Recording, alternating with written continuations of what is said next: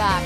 During his State of the Nation address, President Aquino included a national land use bill in his list of priority measures. What is land use legislation all about? It's quite literal. It aims to regulate the use of the land to ensure the maximization and protection of natural resources and the equal distribution of land for the purposes of either living, working, or producing or protection. Such a bill would also define ancestral domains of indigenous peoples, differentiate farms and fisheries from municipal waters and timberlands, and establish proper zoning in cities. There are several bills on land use pending in Congress, and a high-level conference for national land use policy is set to convene on December 1st. Joining us now to talk more about this is Agrarian Reform Secretary Gil de los Reyes and Ca Ruperto Alerosa, member of the Campaign for National Land Use Policy. Gentlemen, welcome to the show. Secretary, for the benefit of our viewers, can you just explain to us how legislating land use can help development? Well, we can look at this as having a house. And in our own houses, we delineate which one is the living room, the kitchen, the dining room. And if we don't have a plan on how we're going to use our land, we are going to have problems. And we're going to have competing demands on the land. That's one. Number two is also an issue of safety, just like our houses. Okay. We have to delineate which one where you can cook, where you live, where you can sleep. So this is what we're trying to do with the National Land Use Bill. Ca Ruperto, you were consulted para magbigay ng inputs dito sa land use bill. Ano po yung mga nabigay ninyong input dito? Una, yung pagbabahagi namin ng aming mga karanasan bilang mga apektadong mamamayan sa paggamit ng iba't ibang paggamit ng lupa. So naging bahagi kami ng mga pag-uusap mula sa lokal hanggang sa national na mga komperensya para sinupin kung ano pa yung mga pangangailangan ng mahalagang provision ng land use. Sa inyo po policy. bang karanasan, sino ang nagsasabi kung paano ninyo gagamitin ang lupa? Sa ngayon ba po ba, habang wala pang bill, meron bang sistema kahit paano? Meron namang municipal land use plan, pero sa karanasan namin, ang kulang dito ay kung paano tanungin yung mismong mga apektadong mamamayan, lalong-lalo na yung nasa mga kanayunan, kung paano makakaapekto yung isang partikular na paggamit ng lupa. Yung pagkawalan ng ganong sistema ay sa tingin namin may malaking problema doon sa land use na ginagamit sa kasalukuyan. Secretary, how has this been overlooked for so long? Bakit dumating tayo sa punto na to na we've been without a land use policy? Well, the problem here really is that we do have a land use policy in place in local government units. What we really lack, as Ca Ruperto said, is for us to be able to look at the entire picture and ask ourselves, okay, how much land do we really need for our food security? Where are the places where we ought to plant? Where are the places which are dangerous? What happened in Ondoy is very important as a lesson for us. A second issue for us is, we have large tracts of land, particularly in the forest areas, which we need to be able to delineate which one should remain as forest, which one should not be. There are competing uses. You have forest, you have mineral lands, and there are different agencies that determine this. So you have the DNR that is in place on mineral lands. You also have the local government unit. The one thing we must remember is that the use of property bears a social function. It doesn't mean when you have property, it is bound by rules on what you can do with a particular piece of property. Without a national framework on how we're going to do this, we're going to end up having competing uses. And the case of Ca Ruperto is a very important case, which is what happened in Calatagan. The decision of which one is mineral land, which one is supposed to be farmland. These are competing uses. Without a national land use law, we don't have the framework to be able to delineate which one ought to be determined as for what use. How will implementation be on these huge estates? I think the one thing that Ca Ruperto highlighted is the issue of the top to bottom and bottom up implementation.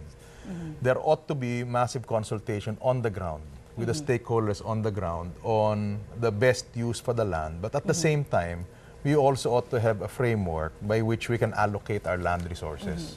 So it cuts both ways, from bottom up and top to bottom. Drawing up land use maps will unfortunately force relocation of certain communities. Are we ready for that?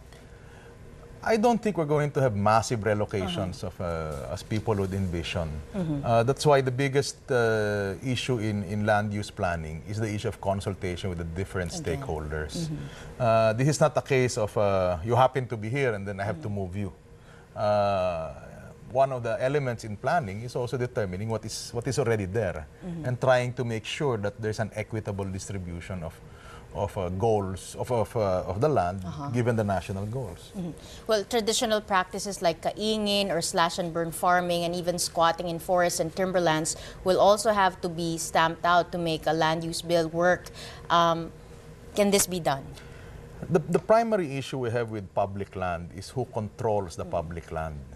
The first thing that we really ought to realize is that first we have to delineate the forest lines. Second, there really ought to be a sharing of responsibility between national government, local government, and the people inside this public land. When you have kaingin and you have slash and burn, it really all boils down to the fact that no one really controls that particular parcel of land. That is why we have to put in place a national land use bill and co-management principles between the different stakeholders on the forest.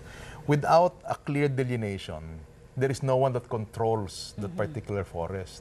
Kaya nangyayari, kanya-kanyang galaw yon. So, hindi lang LGU, kundi pati yung mga taong nandun. Hindi mo naman pwedeng basta-basta sisihin na ito mga taong nagkakaingin. Pero ang nakikita natin, based on experience, is that if you allow the local community a big stake in that particular forest, development can happen without necessarily degrading the environment. How much damage has been done to our environment because kanya-kanya nga tayo and we don't consult the stakeholders so far? Well, if you look at our forests, the forest cover that we've had, it has been going down. We've invested a lot of money in reforestation. But I think one principle that we ought to look at is it is not just government's work, it is also the community. And control of our forests is best lodged in the community, in the local community, in the local government, and the national government by coming up with a clear plan on what we want to do. But we cannot continue to disregard that there are a lot of people inside our forests. Karo Perto, sa inyong karanasan po ba, yung LGU, yung cooperation ng LGU at ng mga communities na apektado dito, kadalasan po ba pumapalpak? Sa isang kaso po namin sa Calatagan, talagang may malaking failure yung pakikipag-ugnayan ng gobyerno, ng munisipyo particular sa mga komunidad. Ang isang halimbawa po nito, yung isang dalawang barangay na mayroong 508 hectares na agricultural land na na-distribute ng DAR, para sa mga farmer beneficiaries. At ito napaka-productive. Narating ito ng mga secretaries ng DA, DNR, at DAR. At nakita nila kung gaano ito kayaman. Pero eventually, nung merong isang mining company na nag-apply for mining projects, kaagad binago yung land use plan nila. So, inoppose namin yan, pero wala kami nagawa kasi midnight deal yung ginawa nila. At the very end ng kanilang termino bilang council, nagpasa sila ng isang ordinansa na nag-aamyenda doon sa land use, existing land use plan. So, sa tingin namin, mayroong injustisya sa ganung sistema. Palpak sa amin yun. Lastly, Secretary, there are several pending versions of the land use bill. Do you expect any of them to be passed into law soon? As you've said a while ago, ilang beses nang na-certify as urgent ang panukalang ito? Well, we're very confident. The Senate has already conducted its first public hearing. I think the House is due to call for this soon. And the President has mentioned this in the SONA.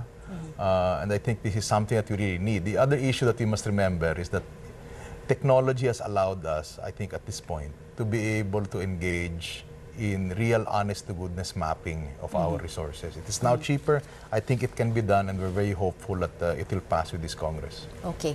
Thank you, Secretary Gil de los Reyes and Caro Perto Aleroza, for joining us on the show. Before we go, here are the top stories appearing in tomorrow's edition of Business World.